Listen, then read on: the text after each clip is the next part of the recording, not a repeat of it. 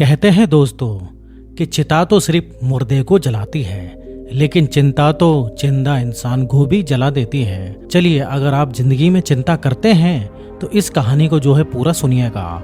मैं ये दावे के साथ कह सकता हूँ कि इसको सुनने के बाद आप चिंता करना हमेशा हमेशा के लिए छोड़ देंगे। एक समय की बात है, एक व्यक्ति कई दिनों तक अपने गुरु के दर्शन करने जाता रहा। वो वहाँ बैठकर उनके उपदेश सुनता, उनकी सेवा करता, ध्यान का अभ्यास करता, लेकिन हमेशा उसके मन में एक कमी बनी रहती थी कि इतना सब कुछ करने के बाद भी मेरे अंदर कोई सुधार क्यों नहीं हो रहा है। मुझे गुरु के शरण में गए हुए कितने वर्ष हो गए, मैं उनके रोज प्रवचन सुनता हूँ, जो वो कहते हैं वो मैं सब कुछ करता हूँ, लेकिन फिर भी मेरे जीवन में उतने बदलाव नहीं आ रहे हैं जितने के मुझे अपेक्षा थे। फिर उसने सोचा कि शायद मेरे इस प्रश्न या सवाल का उत्तर गुरु के पास ही होगा, वही मेरे मन में उड़ रहे इस सवाल का जवाब दे सकते हैं। यही सोचकर वो गुरु से मिलने के लिए चला गया। वहाँ जाकर उसने गुरु को प्रणाम किया। गुरु ने उसे अपने पास बिठाया और गुरु ने उससे पूछा, क्या हुआ है पुत्र, तुम्हारी क्या समस्या है। गुरु की बात सुनकर उस युवक ने कहा, गुरुदेव, जीवन तो बहुत तेजी से बीता जा रहा है। मुझे दीक्षा लिए 20 से भी ज़्यादा वर्ष हो गए हैं और इन 20 वर्षों में मैंने बहुत से प्रयास किए हैं, लेकिन इन प्रयासों से भी मैं संतुष्ट नहीं हुआ। मेरे जीवन का एक बहुत बड़ा हिस्सा बीत चुका है, जीवन का एक भाग खत्म हो चुका है और अब दूसरा हिस्सा चल रहा है। मेरी उम्र लगभग 40 वर्ष हो गई है और अब तो मेरे बाल भी सफ़ेद होना शुरू हो गए हैं। पिछले 20 वर्षों में मैंने बहुत मेहनत की है, बहुत प्रयास किए हैं, लेकिन मैं अपने आप को उन ऊंचाइयों तक नहीं ले जा पाया जहां मैं पहुंचना चाहता था। क्या मेरा जीवन यूं ही खाली खाली कोरा कोरा बीत जाएगा? युवक की बात सुनकर गुरु ने उससे कहा, तुम्हें इस जीवन की सच्चाई को समझने में अभी 2 वर्ष और लगेंगे। इसके बाद गुरु अपने आश्रम के भीतर गए और उसे एक बीजों से भरी पोटली लाकर दे दी और उससे कहा कि तुम ये बीज ले जाओ और इन बीजों को जो है तुम जब डालना, जब 3 दिनों तक लगातार अच्छी बारिश हो। इसके बाद गुरु ने कहा कि तुम 1 साल बाद आज ही के दिन मेरे पास आना और तुम बीच में मेरे पास मत आना। गुरु की बात सुनकर वो युवक उन बीजों को लेकर अपने घर चला गया और बारिश होने का इंतजार करने लगा। बारिश का इंतजार करते करते दिन हफ्तों में बदल गए और हफ्ते महीनों में बदल गए, लेकिन अभी तक बारिश नहीं हुई थी। फिर एक दिन अचानक बारिश हुई, लेकिन वो भी 3 दिन लगातार नहीं बरसी। कभी 1 दिन बरसती तो कभी 1.5 दिन बरसती, लेकिन कभी भी कई दिनों तक जो है 3 दिन लगातार बारिश नहीं हुई। जब भी बारिश होती तो वो बहुत ही खुश हो जाता, लेकिन जब 3 दिन बिना बरसे बारिश रुक जाती तो फिर से दुखी हो जाता। कई महीने फिर ऐसे ही बीत गए। अब वो बहुत ही ज़्यादा दुखी रहने लगा कि शायद 3 दिनों तक लगातार बारिश कभी नहीं होगी। वो दिन भर यही सोचता रहता। फिर एक दिन अचानक काले बादल आसमान में छाए और रात से लगातार 3 दिन बरसते रहे। ये देखकर उस युवक के अंदर फिर से जो है खुशी का भाव जागने लगा। फिर उसने गुरु के दिए हुए बीजों की पोटली से बीज निकाले और खेतों में बो दिए। फिर अगले 2 महीने में वो बीज अंकुरित हुए और पेड़ बन गए, लेकिन उस युवक को कुछ भी पता नहीं था कि ये पेड़ किसके हैं, क्योंकि उसने गुरु से बीजों के बारे में कुछ भी नहीं पूछा था। तीसरे महीने से उन पेड़ों में फूल आने लगे और देखते ही देखते चारों ओर फूल ही फूल हो गए। अब तितलियाँ, मधुमक्खियाँ, भंवरे उन फूलों पर मंडराते रहते थे, उनका रस पान करते रहते थे और ना जाने कहाँ कहाँ से लोग उन फूलों को देखने और उनकी सुगंध का आनंद लेने के लिए आने लगे। इतने सारे लोगों को उन युवक ने जो है जिंदगी में कभी नहीं देखा था और ना ही उन्हें मिले थे और ना ही इतने सारे लोग पहले कभी देखे थे। वो बड़े आश्चर्य में था कि बिना बताए इतने सारे लोग आ कहाँ से रहे हैं। ये लोग मुझे भी नहीं जानते हैं, मेरा इनसे कोई भी संबंध नहीं है, फिर भी ये लोग कहाँ से आ रहे हैं। वो बड़े ही आश्चर्य में था। वहाँ पर आने वाले लोगों में उस युवक की बहुत तारीफ की और उसके लगाए गए फूलों की बहुत तारीफ की। बहुत सारे लोगों ने उसे खूब इनाम भी दिए और सभी ने उसके फूल खरीदे। उसके फूलों की खुशबू और उसके फूलों की जो प्रसिद्धि है सारे गांवों में, देशों में, दूर दूर तक फैल गई। इतने सुंदर फूल, ऐसी खुशबू, ऐसा दृश्य, और वो भी बहुत बड़े बाग में। किसी ने जो है इसकी कल्पना भी नहीं की होगी। कभी किसी ने सोचा भी नहीं होगा कि इतने खूबसूरत फूल भी हो सकते हैं। उन फूलों की खुशबू कई किलोमीटर दूर तक जो है फैली रहती थी। जब भी कोई राहगीर उधर से गुजरता तो उन फूलों की खुशबू तरफ खींचा चला आता था और सोचता कि इतने अच्छी खुशबू फूलों की कहाँ से आ रही है। ये सब देखकर वो युवक बहुत ही ज़्यादा खुश था और सोच रहा था कि मैं ये सब जाकर गुरु को बताऊंगा कि मैं कितना खुश हूँ। लेकिन फिर उसे याद आया कि गुरु ने कहा था कि तुम दोबारा 1 साल बाद आज के ही दिन आना, उससे पहले मत आना। इसलिए वो बार बार अपनी उत्तेजना को जो है रोक लेता और रुक जाता कि अभी समय पूरा नहीं हुआ है, इसलिए मुझे रुकना चाहिए। लेकिन वो बहुत खुश था। उसने उस फूलों को बेचकर बहुत सारा धन कमाया, एक आलीशान घर बनवाया और उसमें खुशी से अपने परिवार के साथ रहने लगा। वो बहुत ही खुश था और आसपास के लोग उसका बहुत ज़्यादा मेलजोल बढ़ चुका था। वो अपने समाज का बहुत बड़ा आदमी बन गया था। उसे खूब मान सम्मान मिलने लगा था। लेकिन फिर धीरे धीरे गर्मी बढ़ने लगी। भीषण गर्मी पड़ी और फूल जो है मुरझाने लगे। कुछ समय बाद सारे फूल जो थे वो सभी सूख गए और फिर धीरे धीरे लोगों ने आना भी कम कर दिया। अब कभी कभी इक्के दुक्के लोग ही आया करते थे और उससे मिलने वालों लोगों की संख्या भी कम हो चुकी थी। और ऐसा करते करते समय भी बीत गया और वो समय भी आ चुका था जब वो गुरु से मिलने के लिए जा सकता था। फिर वो गुरु से मिलने के लिए निकल गया और रास्ते में विचार करता रहा कि मैं गुरु से जाकर ये बात कहूँगा, मैं वो बात कहूँगा, मैं उनको बताऊँगा कि मैंने कितना धन कमाया, कितना मान सम्मान कमाया। ऐसा करते करते वो गुरु के आश्रम पहुंच जाता है और वहां पर जाकर उनको प्रणाम किया। जैसे ही वो गुरु से कुछ बोलने वाला था वैसे ही गुरु ने उसी वक्त उससे कहा, मुझे कुछ भी जो है बताने की आवश्यकता नहीं है, मैं सब कुछ जानता हूँ। इसके बाद गुरु उठे और फिर से अपने आश्रम के अंदर चले गए और अंदर जाकर जो है एक बीजों की जो है पोटली लेकर आए। फिर उसे बोला, तुम इसे लेकर जाओ और इन बीजों को तुम्हें तभी बोना जब 3 दिनों तक अच्छी बारिश हो और फिर से 1 साल तक यहाँ मत आना और 1 साल के बाद आज ही के दिन तुम यहाँ पर वापस आना।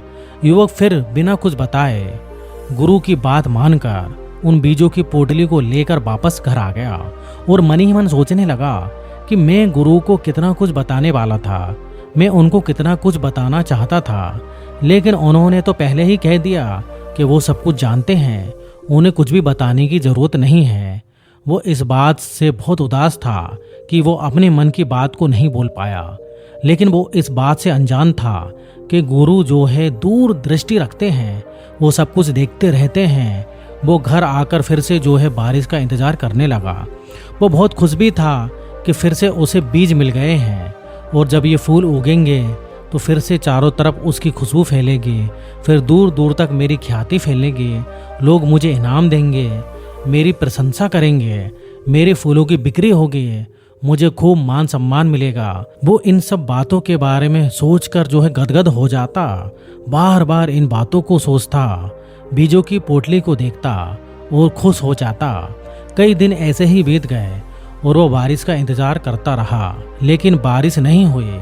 और जब कभी बारिश हुई तो 1 दिन हुई, 2 दिन हुई, लेकिन 3 दिनों तक लगातार बारिश नहीं हुई। ऐसा करते करते कई महीने बीत गए। अब वो थोड़ा उदास रहने लगा और सोचने लगा कि क्या इस बार लगातार 3 दिनों तक बारिश नहीं होगी। वो मन ही मन सोचता रहा, क्या गुरुदेव मुझे कुछ समझाने का प्रयास तो नहीं कर रहे थे? क्या मैं नहीं समझ पाया? क्योंकि अब तो बारिश ही नहीं हो रही है। और वह अब मन ही मन तुलना भी करने लगा कि पिछली बार तो इतने दिनों में बारिश हो गई थी, लेकिन इस बार उससे भी ज़्यादा दिन बीत गए हैं, लेकिन बारिश अभी तक नहीं हुई है। फिर एक दिन काले बादल आए और 3 दिन और 3 रात तक भयंकर बारिश हुई। इतनी तेज बारिश हुई कि खेतों के ऊपर की उपजाऊ मिट्टी पानी में बहकर चली गई, जिससे वो ये सोचकर पछताने लगा कि इस बार खेत को तैयार करने में बहुत ज़्यादा समय लग जाएगा, क्योंकि मिट्टी की जो ऊपरी परत थी वो बह चुकी थी। फिर जैसे तैसे करके बारिश रुकी, फिर उसने बड़ी मेहनत करके खेत को तैयार किया और गुरु द्वारा बताए गए बीजों को खेत में बो दिया। लेकिन इस बार भी उसने गुरु से कुछ भी नहीं पूछा था कि ये बीज किसके हैं। उसने खुद ही कल्पना कर ली थी कि ये उन्हीं फूलों के बीज होंगे जो गुरुदेव ने मुझे पहले ही दिए थे। धीरे धीरे वो बीज अंकुरित हुए और वो पेड़ बनने लगे और उनमें फूल लगने लगे। लेकिन वो ये देखकर हैरान हुआ कि इस बार फूल इतने छोटे क्यों हैं, लेकिन वो फिर भी इंतजार करता रहा। उसने सोचा कि शायद इस बार फूलों की जगह फल आएंगे। लेकिन कुछ दिनों बाद उसने देखा कि सारे पेड़ों में धीरे धीरे हरी मिर्च लगने लगी थी। अब ये मिर्च की फसल बड़ी तेजी से फूलने फलने लगे। धीरे धीरे वो हरी मिर्च लाल होने लगी। लाल होने पर कुछ दिनों तक खेत में जो है तोते आए और तोते ने कुछ मिर्चों को खाया। लेकिन इस बार कोई तितली नहीं आए, कोई भौरा नहीं आया, कोई मधुमक्खी नहीं आए और ना ही इस बार आसपास के लोग आए और ना ही कोई सुगंध सूंघने के लिए इस बार कोई आया। और इस बार कोई भी सुंदर नज़ारा नहीं बना और उसके खेत को देखने के लिए दूर दूर से कोई भी राहगीर भी नहीं आया। मतलब इस बार पहले जैसा कुछ भी नहीं हुआ। वो बड़ा जो है आश्चर्यचकित था। आखिर इसके पीछे क्या रहस्य हो सकता है। वो थोड़ा चिंतित भी होने लगा, लेकिन थोड़ी उत्सुकता भी थी कि देखते हैं आखिर आगे क्या हो सकता है। फिर जैसे जैसे गर्मी बढ़ने लगे, सारी मिर्चियाँ लाल हो गई और फिर धीरे धीरे वो मिर्च पककर ही खेत में गिरने लगी और सूखने लगे। अब सारा खेत भी सूख चुका था। धीरे धीरे वो मिर्च जो है फटने लगी और सारे खेत में फैल गए। अब जैसे जैसे गर्मी बढ़ने लगी और अब गर्म हवाओं के साथ वो मिर्च भी उड़ने लगे। अब उस मिर्च से लोगों की आंखें और गले जलने लगे। अब लोगों ने दूर दूर तक उधर आना छोड़ दिया। वो रास्ता ही छोड़ दिया था और जहाँ जहाँ भी वो हवा फैली, लोग उससे परेशान होने लगे। उस युवक को भला बुरा कहने लगे कि इस मूर्ख ने ये क्या कर दिया। अगर इसने मिर्चों को बोई दिया था तो फिर बाजार में ले जाकर इनको बेच देता या फिर इनका कुछ इंतजाम करता, लेकिन खेत में ही जो है गिर जाने दिया। अब ये जो है लोगों की आंखों में और गलों में चुभ रही है। लोग उससे बड़े नाराज होने लगे, उसे भला बुरा कहने लगे, उसकी बुराइयां करने लगे। अब कोई भी उसके पास आना पसंद नहीं करता था। इससे वो बहुत ही दुखी रहने लगा, खुद को अकेला महसूस करने लगा और उसके खेत के आसपास जितने भी पशु पक्षियां थे, जितने ही जानवर थे, सभी वहां से पलायन कर चुके थे। अब वो किसी तरीके से खुद को बचाता, क्योंकि उसकी भी आंखों में और गले में वो मिर्ची लग रही थी। वो दिन रात अपने आप को कपड़ों से ढक कर रखता और हवा के विपरीत दिशा में बैठकर खुद को बचाने का प्रयास करता। अब ये सिलसिला कई दिनों तक चलता रहा। अब उसके गुरु से मिलने की प्रचंड इच्छा थी, लेकिन गुरु ने पहले ही बोल दिया था कि 1 साल के बाद आज ही के दिन तुम आना। अब वो युवक थोड़ा परेशान था। अब उसका एक एक दिन कटना बहुत ही मुश्किल हो चुका था। फिर किसी न किसी तरह वो दिन भी आ गया जब वो अपने गुरु के पास जा सकता था। फिर वो गुरु से मिलने के लिए निकल पड़ा और रास्ते में सोच विचार करते हुए जाने लगा कि इस बार वो अपने गुरु को अपने साथ हुई सारी घटनाएं बताएगा। उसे इस बार कितनी परेशानियां उठानी पड़ी, लोगों ने उसे कितना बुरा भला बोला, वो सब कुछ जो है उन्हें बताना चाहता था। ऐसा करते करते वो गुरु के आश्रम पहुंच गया और वहां जाकर उसने गुरु को प्रणाम किया। गुरु ने उस युवक को देखकर कहा कि आओ बेटा, तुम्हें कुछ बताने की जरूरत नहीं है, मैं सब कुछ जानता हूँ, जो भी तुम्हारे साथ हो रहा है। इसके बाद गुरु ने उस युवक से पूछा, क्या तुम इन 2 सालों में कुछ समझे जो मैंने तुमसे कहा था, या फिर तुम्हें अभी भी 2 साल और लगेंगे, और तुमने क्या समझा इन 2 सालों में। इसके बाद वो युवक उन गुरु से बोला कि गुरुदेव, मुझे कुछ भी समझ नहीं आया कि आप मुझे क्या कहना चाहते हैं। इसके बाद गुरु बोले, सबसे पहले तो तुम ये समझो कि तुम कौन हो। क्या तुम्हें पता है कि तुम कहाँ से आए हो? क्या तुम्हें अपने पैदा होने का पता है? गुरु की बात सुनकर उस युवक ने कहा, नहीं गुरुदेव, मुझे नहीं पता। मुझे नहीं पता है कि मैं कैसे पैदा हुआ, क्योंकि मैं जब समझने के लायक हुआ और लोगों ने मुझसे कहा कि ये तुम्हारी माँ है, इसी ने तुम्हें जन्म दिया है, तब मुझे पता चला कि मैं इस माँ से पैदा हुआ था, लेकिन मेरा पैदा होने का जो है मुझे कुछ भी पता नहीं है।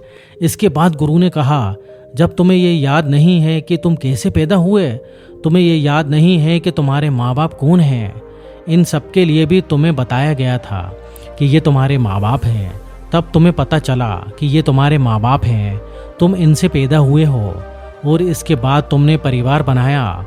इतना तुम्हें याद है कि तुम अपने परिवार के साथ क्या लेकर आए थे, या तुम्हें याद है कि तुम पैदा होते समय अपने साथ कुछ लाए थे? गुरु की बात सुनकर वो युवक बोला, नहीं गुरुदेव, मुझे कुछ भी याद नहीं है, मैं अपने साथ क्या लाया था।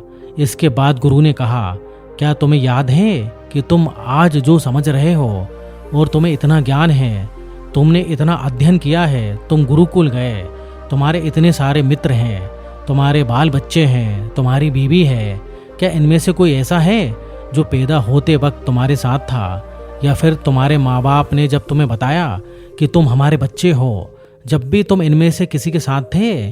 गुरुजी की बात सुनकर उसने कहा, नहीं गुरुदेव, तब तो मैं एकदम अकेला था। इसके बाद गुरु ने उससे पूछा, क्या तुम्हारे पास कुछ पैसे थे?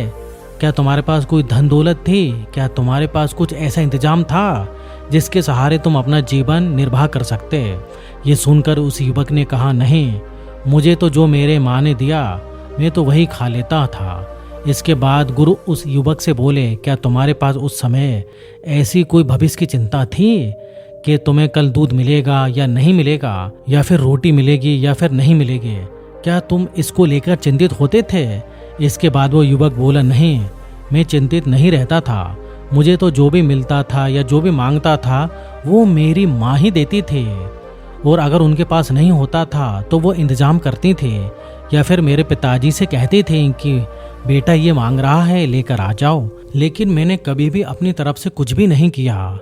मुझे तो ये भी नहीं याद है कि मैंने कभी ये भी सोचा हो कि मुझे दूध कहाँ से मिलेगा, लेकिन फिर भी वो मुझे मिलता रहा। इसके बाद गुरु ने उस युवक से कहा, ये सब तुम्हें जब मिलता रहा जब तुम्हें कुछ पता भी नहीं था, जब तुम्हें ये भी नहीं पता था कि कल तुम्हें ये मिलेगा या फिर नहीं मिलेगा, तब भी तुम्हें ये मिलता रहा। जब तुम्हें ये भी पता नहीं था कि तुम कौन हो और कहाँ से आए हो और क्यों आए हो, तब भी तुम्हारी सारी परवरिश, सारी पूर्ति होती रही। तो क्या तुम ये सोचते हो कि तुम ये अब सब जो कर रहे हो, क्या तुम ये सोच रहे हो कि यहाँ आते हुए 20 साल हो गए और तुम्हें अभी तक कुछ भी नहीं मिला? तुम्हें क्या चाहिए और तुम क्या पाना चाहते हो, जबकि तुम तो हो ही नहीं? आखिर तुम कौन हो? जरा सोचो इसके बारे में। क्या तुम्हें जिस नाम से पुकारा जाता है, क्या तुम वही हो? क्या तुम्हें पता है कि तुम्हारा यही नाम है? तब उस युवक ने कहा, नहीं, मुझे नहीं पता कि ये मेरा ही नाम है, लेकिन जब मेरे कानों में ये आवाज़ पड़ने लगी, जब मुझे ये समझ आने लगा कि मेरे से कहा जा रहा है, तब धीरे धीरे मुझे पता चला कि मेरी माँ मुझे इस नाम से पुकारती है। जब मुझे पता चला कि ये मेरा नाम है, इसके बाद गुरु ने कहा कि असल में तुम हो ही नहीं। क्या तुमने अपना ये नाम चुना था? क्या तुमने ये चुना था कि मेरे माँ बाप यही होंगे, मेरा घर यही होगा? क्या पैदा होने से पहले तुमने इन सब चीज़ों के बारे में सोचा था, किसी चीज़ का चुनाव किया था? उस युवक ने कहा, नहीं, मुझे तो कुछ भी याद नहीं है कि मैंने कोई चुनाव किया था। मुझे तो ये भी याद नहीं है कि मैं कैसे पैदा हुआ था। मुझे तो ये भी पता नहीं था कि ये मेरी माँ है, ये मेरे पिताजी हैं। मुझे तो कुछ भी याद नहीं। इसके बाद गुरु ने उस युवक से कहा, यही तो मैं बोल रहा हूँ कि तुम हो ही नहीं। अभी तुम कह रहे हो कि मैं 20 साल तक आश्रम आया, लेकिन मुझे कुछ भी समझ नहीं आया। तो तुम ये सोचो कि मैंने जो अपने खेत में फूल उगाए थे, क्या वो बीज तुम्हारे थे? क्या वो फूल तुम्हारे थे? तुम मुझे बताओ कि उन फूलों को उगाने के लिए तुमने क्या किया है? युवक कुछ भी नहीं बोल सका। वो चुपचाप बैठा रहा। उसके पास कोई भी जवाब नहीं था। वो सिर झुकाए सिर्फ गुरु की जो है बातें सुनता रहा। इसके बाद गुरु ने उस युवक से कहा, ये बीज मैंने तुम्हें दिए, और इन बीजों को जो है तुमने 3 दिन बारिश होने के बाद जमीन में डाला। क्या वो बारिश तुमने करवाई थी? क्या तुमने उस मिट्टी को बनाया था जिसमें वो बीज अंकुरित हुए? क्या तुमने पेड़ों को उगाने में कोई प्रयास किया? युवक फिर भी कुछ नहीं बोल पाया और चुपचाप बैठा रहा। उसके बाद कोई भी शब्द नहीं थे। गुरु लगातार बोलते रहे, क्या तुमने इन बीजों को जो है जमीन में फटते हुए देखा था? क्या तुमने ये देखा था कि ये कैसे अंकुरित हुए और कैसे उनमें से पेड़ निकले? इस जमीन के अंदर जितना खेल हुआ, क्या तुमने इसके लिए कोई भी प्रयास किया था? क्या तुमने उन बीजों के अंदर जीवन डाला था? इसके बाद गुरु उस युवक से बोले, तुम असल में हो ही नहीं, बस तुमने ये मान रखा है कि तुम इस संसार में हो। और जब से तुमने माना है कि तुम हो, और तुमने जब से माना है कि मैं ये कर रहा हूँ, ये सब मेरा है, ये मेरी माँ है, ये मेरे पिता हैं, मैंने ये हासिल कर लिया, मैंने वो हासिल कर लिया, मैंने पढ़ाई कर ली, मैंने शादी कर ली, मैंने व्यापार खड़ा कर लिया, मैंने बच्चे पैदा कर दिए, ये मेरा बच्चा है। असल में तुमने कुछ भी नहीं किया है, तुमने सिर्फ इस मैं को जन्म दिया है और इस मैं की वजह से ही तुम्हें पता नहीं चल पा रहा है कि तुम हो कौन। तुम्हें पता ही नहीं कि तुम कौन हो। इसके बाद युवक ने कहा कि मुझे ये तो पता नहीं है कि मैं कौन हूँ, लेकिन मैं ये जरूर समझ गया हूँ कि इन सारी चिंताओं को मैंने ही खड़ा किया है। गुरुदेव, अब मुझे सब कुछ समझ में आ रहा है कि इस चिंता को मैंने ही जन्म दिया है। ये मैंने ही कहा है कि ये मेरा शरीर है, ये मेरी माँ है, ये मेरे पिता हैं, ये मेरे से नहीं होगा, ये मेरे से नहीं हो सकता, ये मेरे खेत हैं, ये मेरे मित्र हैं, ये सब मैंने ही मान रखा है। मैं इन सबको जो है साथ में लेकर नहीं आया था। जब मैं आया था तो मुझे पता भी नहीं था कि मैं कौन हूँ। मुझे तो लोगों ने बताया कि तुम अपने माँ के पुत्र हो, और मुझे माता पिता ने एक नाम दिया जिससे लोग मुझे जानते हैं। लेकिन मुझे अब भी पता नहीं है कि मेरे शरीर के भीतर कौन है, जो मुझे देख रहा है, जो बोल रहा है, ये सब कुछ समझ रहा है। तब गुरु ने कहा, जब तुम्हें कुछ भी पता नहीं है कि तुम कौन हो, और फिर तुम सोच रहे हो कि मैं 20 साल से प्रयास कर रहा हूँ लेकिन हो कुछ भी नहीं हो रहा है, असल में तुमने अभी तक जो है प्रयास ही नहीं किया है। तुमने अपने भीतर वाले इंसान को अभी तक पहचाना ही नहीं है। तुम सिर्फ और सिर्फ तुम जो हो बाहर से प्रयास कर रहे हो, और इसी प्रयास में तुमने अपने 50 साल गवा दिए और आगे के 50 साल भी गवा दोगे, तब भी तुम्हें कुछ प्राप्त नहीं होगा। इसलिए जितनी भी चिंताएं हैं उसको त्यागो और अपने भीतर के इंसान को जानो। इस संसार में जब तुम आए थे तो खाली हाथ आए थे, और जब तुम जाओगे तब भी तुम खाली हाथ ही जाओगे। फिर इस संसार में रहते हुए चिंताओं को साथ में लेकर घूमते रहते हो। इसके बाद गुरु ने उस युवक से कहा कि तुम मुक्त हो, और तुम पहले दिन से ही मुक्त थे। ये तो तुमने खुद ही जो है अपने जीवन में ये बेड़ियां लगा ली, और ये बेड़ियां जो हैं ये हैं चिंता की बेड़ियां। तुमने ये बेड़ियां लगाई हुई हैं कि मैं 20 साल से कर रहा हूँ, और ये बेड़ियां हैं तुम्हारे रास्ते की सबसे बड़ी रुकावट है। ये बेड़ियां हैं तुम्हें जो है गहरे ध्यान में नहीं उतरने दे रही हैं, यही तुम्हें मुक्त नहीं होने दे रही हैं। तुम कितना कुछ भी पालो, लेकिन फिर भी तुम्हारे अंदर यही इच्छा रहेगी कि मुझे अभी बहुत कुछ पाना है, इसका कभी अंत नहीं होगा। इच्छाएं अनंत हैं, ये कभी खत्म नहीं होती हैं, और मनुष्य को हमेशा ही चिंताओं में डुबाए रहती हैं। जो हो चुका और जो होने वाला है तुम उसे बदल नहीं सकते हो। तुम बस अपने वर्तमान में कर्म करके कुछ हासिल कर सकते हो, और तुम सिर्फ और सिर्फ अपने वर्तमान को बदल सकते हो। ईश्वर ने तुम्हें इस संसार में भेजा है तो कुछ सोचकर ही भेजा होगा। उसने तुम्हें इस संसार में अच्छे कर्म करने के लिए भेजा है, लेकिन तुम तो यहाँ पर आकर माया जाल में फंस चुके हो। तुम्हारे पास सब कुछ होता है, 2 वक्त की रोटी होती है, पहनने के लिए कपड़े होते हैं, रहने के लिए मकान होता है, सब कुछ होते हुए भी तुम पता नहीं क्या पाना चाहते हो। कुछ पाने की चाहत में हमेशा चिंतित रहते हो। इसलिए इस चिंता का त्याग करो और ईश्वर का वंदन करो। अपने भीतर के इंसान को जानो, सभी मोह का त्याग करो। तुम अपने साथ कुछ भी लेकर जाने वाले नहीं हो, सब कुछ यहीं पर रह जाएगा। तुम्हारे द्वारा कमाया गया धन तुम्हारा किसी भी काम में नहीं आएगा। इसलिए व्यर्थ की चिंताओं को त्यागो।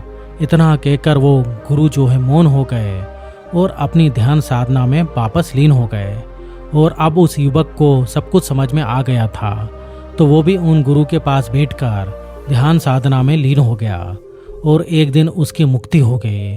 ये वीडियो आपको कैसा लगा कमेंट कर ज़रूर बताना। और ऐसे ही और भी वीडियो देखने के लिए आप हमारे YouTube चैनल को सब्सक्राइब कर लें और बेल आइकन का बटन भी दबा दें। धन्यवाद।